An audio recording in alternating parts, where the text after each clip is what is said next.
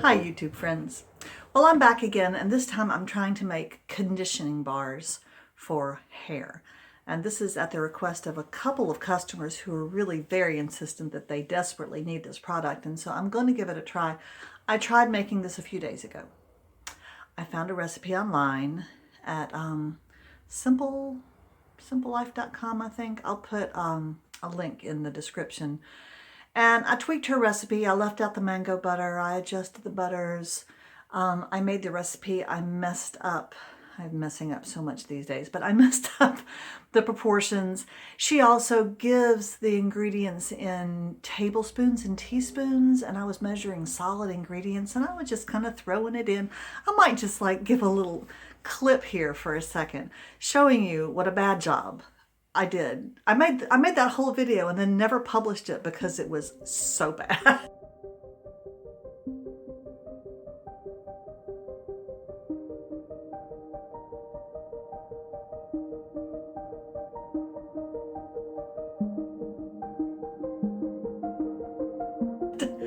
But anyway, I made the bars, and my husband tried.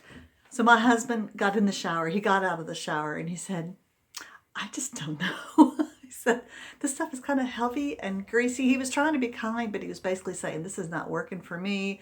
It just makes my hair feel greasy and heavy. I was like, oh. I thought, well, I did a pretty bad job on him. Let's try again. He did put it on his beard, and he loved it on his beard. It made it sparkle in the light. Like you could see it, like it's like it had twinkle lights in his beard. It was hilarious. Plus the cocoa butter makes his beard slightly smell like chocolate. And I told him that if he ever gets to be Santa, the children would just love him, and they wouldn't really know why, but it's because he smelled like chocolate. Then he kept on offering to give me kisses. You know, here, don't you want to kiss my beard? Anyway, here we go again. But this time I have converted all of the weights to grams. Okay, and so I'm going to be weighing by the gram. I'm going to be very careful. Even though I'm filming, I'm not going to be nervous, and I'm going to try to do a really good job in measuring and see if we get a slightly better bar. But these bars are supposed to be used sparingly, and at least 2 different conditioning bar makers online said something about their bars lathering. It's not a soap. It can't lather. I don't care how much coconut oil you put into it. It's not going to lather. This is basically a lotion with beeswax in it for your hair. Your hair should be pretty dry. You should desperately need conditioning to use this bar. That's just my opinion. I won't be using this bar because my hair's not that dry. So we're going to try it again. If it doesn't work this time, I may just tell my customers, I'm so sorry. So let's give it a shot. First off, let me show you the recipe as I've converted it. Okay, you'll notice it's pretty heavy on the shea butter. I found another recipe that had equal parts shea butter, beeswax, cocoa butter, and coconut oil. I think that would be a bit heavy on the wax and the coconut oil.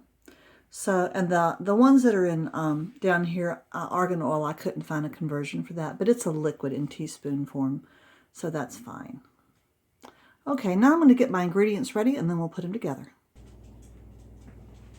All right, our recipe says 53.6 grams of shea butter. Oh, I went ahead and did the beeswax first because it's harder. I have to cut it. And that is what 18 grams of beeswax looks like. So we'll do our shea butter next. Shea butter is fairly soft. I order my shea butter online.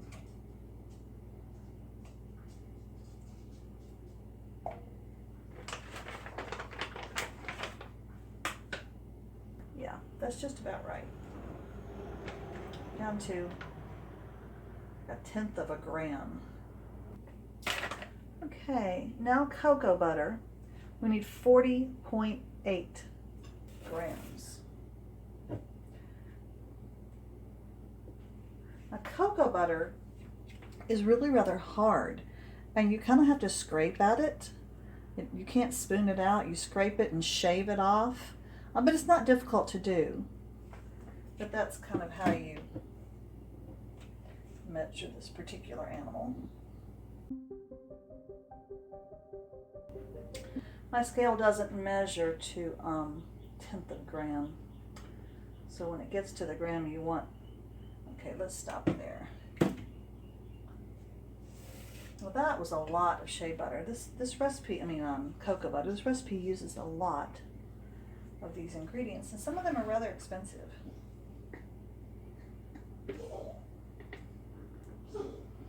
Now, the coconut oil is, in my opinion, the thing that makes it oily, if anything makes it oily. So you want to make sure you don't over measure this, and this is where I think I made my mistake last time. You want 26 grams. Wow. What are the chances? That's 26 grams exactly. I'm not going to go a teeny bit over. Now look at all this wonderful stuff I now have on my hands. Usually I rub it on my arms or my legs because it's really good. Skin. It takes just the teeniest bit of avocado oil. This is the carrier oil. 4, so less than 5. All right, just a very little bit. And then also a teaspoon of argan oil.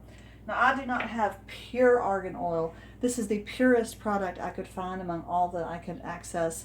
It has very little in the ingredient list that is not natural.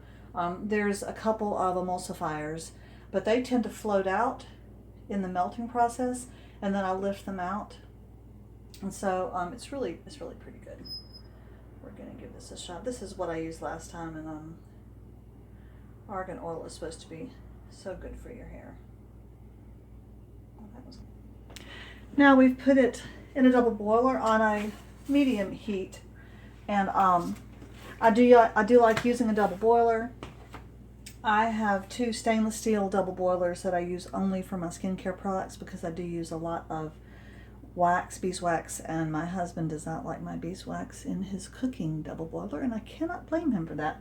So I have 2 of my own, and they're easy to find in thrift stores. So we're going to let this melt down, and then we will add a little bit of lavender essential oil and pour it into our molds.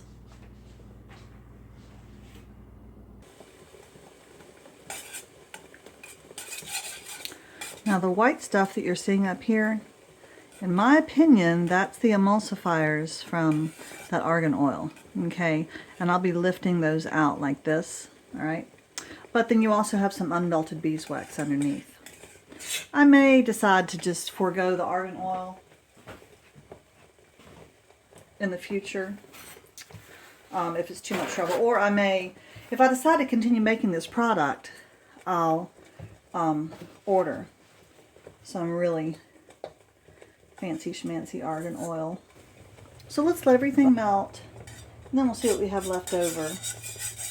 The emulsifiers, if that's what they are, tend to drop to the bottom, so they're really not an issue in removing the, in pouring them out into the molds. But we're pretty much there. We just have a little bit of beeswax left to melt. After you've poured your waxy oily mixture out, you can take your double boiler water and pour it in there to help clean it out. I usually go on the back porch and do this and dump it in the yard. See, my double boiler is beautifully clean, and let me show you my bars that are cooling in the freezer. There they are. They'll be ready soon. I'll show you the finished product. They look very nice, beautiful gold and yellow.